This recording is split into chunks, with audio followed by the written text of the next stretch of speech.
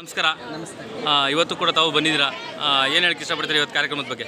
ಬೆಂಗಳೂರಿನಲ್ಲಿ ನಮಗೆ ಬಹಳ ಒಂದು ಕೊರತೆ ಇತ್ತು, ಒಂದು ದೇವಾಲಯ ಇಲ್ಲಿ ಹಿಂದೂ ಕಾರ್ಯಕ್ರಮ. ಐ ಸ್ವೇರ್ ನಾನು ಒಂದು ಭಾಳ ನನಗೆ ಭಾವನಾತ್ಮಕವಾಗಿ ನಮಗೆ ಒಂದು ನಂಬಿಕೆ ಇದೆ. ಇವತ್ತು ವಿಶ್ವ ಹಿಂದೂ ಪರಿಷತ್ ಕಾರ್ಯಾಲಯ ಮಾತ್ರ ಅಲ್ಲ, ಬೆಂಗಳೂರಿನ ಅದು ರಾಜ್ಯಕ್ಕೆ ಟೋಟಲ್ ಸಂಘಟನೆಗೆ, ಆದರೆ ಬೆಂಗಳೂರಿನ ಸಮಸ್ತ ಕಾರ್ಯಕರ್ತರಿಗೆ, ಹಿಂದೂ ಕಾರ್ಯಕರ್ತರಿಗೆ ಒಂದು ದೇವಾಲಯ ಸಿಕ್ಕಂತೆ, ನಮಗೆ ಒಂದು ರಕ್ಷಣೆ ಸಿಕ್ಕಂತೆ. ನಮಗೆ ಇವತ್ತು ಈ ಕಾರ್ಯಾಲಯ ಅನ್ನೋದು ನಮ್ಮ ಮನೆಗಿಂತ ಹೆಚ್ಚು, ಅಂದರೆ ಮನೆ ಗುರು ಪ್ರವೇಶಗಳು ಅಥವಾ ಮತ್ಯಾವುದೋ ಶುಭ ಸಮಾರಂಭಗಳಿಗಿಂತ ಅದು ಹೆಚ್ಚಿನ ಸಂತೋಷ ಸಿಗ್ತದೆ. ಇವತ್ತು ನಮಗೊಂದು ಶಕ್ತಿ ಸಿಕ್ತು. ಇಡೀ ಬೆಂಗಳೂರಿನಲ್ಲಿ ಬೆಂಗಳೂರಿನಲ್ಲಿ ನಾವು ಕೆಲಸ ಮಾಡ್ತಾ ಇರೋದ್ರಿಂದ ಹೇಳ್ತಾರೆ, ಇಡೀ ಬೆಂಗಳೂರಿನಲ್ಲಿ ಒಂದು ಬಹಳ ದೊಡ್ಡ ಶಕ್ತಿ ಕೇಂದ್ರವಾಗಿ ಇವತ್ತು ಧರ್ಮದರ್ಶಿ ಕಾರ್ಯಾಲಯ ಇವತ್ತು ಉದ್ಘಾಟನೆ ಆಗಿದೆ. ನಿಜಕ್ಕೂ ನಮ್ಮೆಲ್ಲರಿಗೂ ಕೂಡ ಮುಂದಿನ ದಿನಗಳಲ್ಲಿ ಮತ್ತಷ್ಟು ಶಕ್ತಿಯಿಂದ ಬೆಂಗಳೂರಿನಲ್ಲಿ ಮತ್ತಷ್ಟು ಹೋರಾಟ ಮಾಡಲಿಕ್ಕೆ, ಬೆಂಗಳೂರೇ ಕೇಂದ್ರ, ಇಡೀ ರಾಜ್ಯಕ್ಕೆ ರಾಜಧಾನಿ ಆಗಿರ್ತಕ್ಕಂಥ ಬೆಂಗಳೂರಿನಲ್ಲಿ ಇವತ್ತು ದೊಡ್ಡ ಮಟ್ಟದಲ್ಲಿ ಕಾರ್ಯಕರ್ತರಿಗೆ ಹೋರಾಟಗಾರರಿಗೆ ಶಕ್ತಿ ಆಗುವಂಥ ಕೆಲಸವನ್ನು ಆಗಿದೆ. ನನಗೆ ಭಾಳ ಸಂತೋಷ ಇದೆ. ಮತ್ತು ನಾವೆಲ್ಲರೂ ಒಂದಾಗಿ ಒಂದು ಕಡೆ ಸೇರುವಂಥ ಒಂದು ಶಕ್ತಿ ಕೇಂದ್ರವಾಗಿದೆ. ನನಗೆ ಭಾಳ ಸಂತೋಷ. ಮತ್ತಷ್ಟು ಕೆಲಸವನ್ನು ನಾವು ಮುಂದೆ ಅಂತ ಮಾಡ್ತೇವೆ. ಹಾಗಾಗಿ ಇಡೀ ಕರ್ನಾಟಕ ರಾಜ್ಯದಲ್ಲೇ ಇವತ್ತು ವಿಶಿಷ್ಟವಾಗಿರುವಂಥದ್ದು ಮತ್ತು ತುಂಬ ವಿನೂತವಾಗಿರುವಂಥ ಒಂದು ಕಾರ್ಯಾಲಯ ಇವತ್ತು ಓಪನ್ ಮಾಡಿದ್ದಾರೆ. 10 ಕೋಟಿ ರೂಪಾಯಿನಲ್ಲಿ ಇರುವಂಥ ಎಲ್ಲ ಇಡೀ ರಾಜ್ಯದ ಎಲ್ಲ ಕಾರ್ಯಕರ್ತರು ಮತ್ತು ಎಲ್ಲ ಸಾರ್ವಜನಿಕರು ಹಾಕಿ ಮಾಡಿರುವಂಥದ್ದು. ಅದಕ್ಕೆ ತಾವು ಏನು ಹೇಳ್ತೀರಾ? ಇಲ್ಲ ಅಂದರೆ ಅದನ್ನು ನೋಡಿದ್ರೆ ಕೂಡ ಗೊತ್ತಾಗುತ್ತೆ ನಮಗೆ. ಅಂದರೆ ನಾವು ರಾಮ ಮಂದಿರ ಆದಮೇಲೆ ಭಾಳಷ್ಟು ಸಂತೋಷ ಪಡ್ತಾರೆ ಮತ್ತೊಂದು ಮಂದಿರ ಅಂತಲೇ ಹೇಳ್ಕೊಳ್ತೀವಿ. ಯಾಕೆಂದರೆ ಕಾರ್ಯಕರ್ತರಿಗೆ ಗೊತ್ತು ಕಾರ್ಯಾಲಯ ಅದೆಷ್ಟು ಇಂಪಾರ್ಟೆಂಟ್ ಅಂತ. ಹೊರಗೆ ನಿಂತು ನೋಡೋರಿಗಿಂತ ಕಾರ್ಯಾಲಯದಲ್ಲಿ ಒಳಗಿರೋರಿಗೆ ಗೊತ್ತಿರುತ್ತೆ.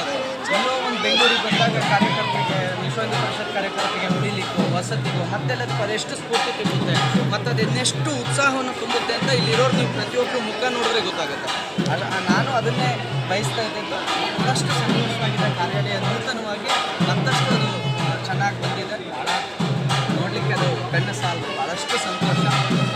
ನಮಗೆ ಬಹಳ ಧೈರ್ಯ ಇದೆ. ಮತ್ತಷ್ಟು ಉತ್ಸಾಹದಿಂದ ಎದ್ದು ಹೋರಾಟವನ್ನು ಮಾಡೋ ಶಕ್ತಿಯನ್ನು ಕಾರ್ಯಾಲಯ ಕೊಟ್ಟಿದ್ದಾರೆ. ಅಂದರೆ ಒಂದು ಕಾರ್ಯಾಲಯ ಬಂದಿದೆ ಅಂದರೆ ಸಹಸ್ರ ಸಂಖ್ಯೆಯ ಕಾರ್ಯಕರ್ತರನ್ನು ಹುಟ್ಟಾಕಿದೆ ಅಂತ. ಹಾಗೆಯೇ ಇವತ್ತು ಪುರಿ ಕೇರಳಿ ಇಡೀ ರಾಜ್ಯದಲ್ಲ ಇಡೀ ರಾಷ್ಟ್ರದಲ್ಲೇ ಮನೆ ಮಾತಾಗಿದ್ದಾರೆ. ಕಾರಣ ತಮಗೆಲ್ಲ ಗೊತ್ತಿದೆ. ಹಾಗೆ ಅದ್ರ ಬಗ್ಗೆ ಇಡೀ ರಾಷ್ಟ್ರದ ಜನತೆಗೆ ತಾವೇನು ಹೇಳಕ್ಕೆ ಇಷ್ಟಪಡ್ತೀರಾ ನಮ್ಮ ಹಿಂದುತ್ವದ ಬಗ್ಗೆ? ಭಾರತಾಂಬೆ ವಂಜೆ ಅಲ್ಲ, ಭಾರತ ತಾಯಿ ಆಕೆಯ ಪಾದಗಳಿಗೆ ನಮ್ಮನ್ನು ನಾವು ಅರ್ಪಿಸ್ಕೋಬೇಕಾಗಿರೋದು ನಮ್ಮ ಕರ್ತವ್ಯ. ನಾವು ಆ ಕೆಲಸವನ್ನು ಮಾಡ್ತೀವಿ. ಅದು ಕರ್ತವ್ಯನೇ ಹೊರತು ಅದು ಯಾವುದೇ ರೀತಿಯಲ್ಲಿ ಸೇವೆ ಅಂತ ನಾವು ಅಂದ್ಕೊಳ್ಳೋದು. ಅದು ನಮ್ಮ ಕರ್ತವ್ಯ. ಯಾವುದೇ ಇದನ್ನು ಮಾಡಬೇಕಂತ ಒಬ್ಬ ಭಾರತವನ್ನಾಗಿ ಹುಟ್ಟಿ ಅದು ನಮ್ಮ ಕರ್ತವ್ಯ, ಭಾರತೀಯನಾಗಿ ಮಾಡಬೇಕಾಗಿರೋದು. ಆ ಕರ್ತವ್ಯವನ್ನು ಮಾಡ್ತಾ ಇದ್ದೀವಿ ಅಷ್ಟೇ. ಅದರಲ್ಲಿ ಯಾವ ಇದೇನಿಲ್ಲ. ಬೆಂಬಲ ಕೂಡ ಅಷ್ಟೇ. ಹಿಂದೂ ಸಮಾಜ ಜೊತೆಗೆ ನಿಂತು ಬೆಂಬಲವನ್ನು ಕೊಡ್ತಾ ಇರೋದು, ಆರ್ಥಿಕವಾಗಿ ಬೆಂಬಲ ಕೊಡ್ತಾ ಇರೋದು, ನೈತಿಕವಾಗಿ ಧನ ಸಂಪೂರ್ಣವಾಗಿ ಜೊತೆಗೆ ನಿಂತಿರೋದು. ಮತ್ತು ಸಂಘ ಮತ್ತು ವಿಶ್ವ ಹಿಂದೂ ಪರಿಷತ್ನ ಕಾರ್ಯಕರ್ತರು ನಾನು ಆಸ್ಪತ್ರೆಗೆ ಹೋದರೆ ಅಲ್ಲಿಗೆ ಬಂದು ಮಾತಾಡಿಸಿ ಧೈರ್ಯ ತುಂಬ್ತಾರೆ. ಮತ್ತೆಲ್ಲ ಹೋರಾಟ ಮಾಡಿ ಸ್ಟೇಷನಿಗೆ ಹೋದರೆ ಅಲ್ಲಿಗೆ ಬಂದು ಧೈರ್ಯ ತುಂಬ್ತಾರೆ.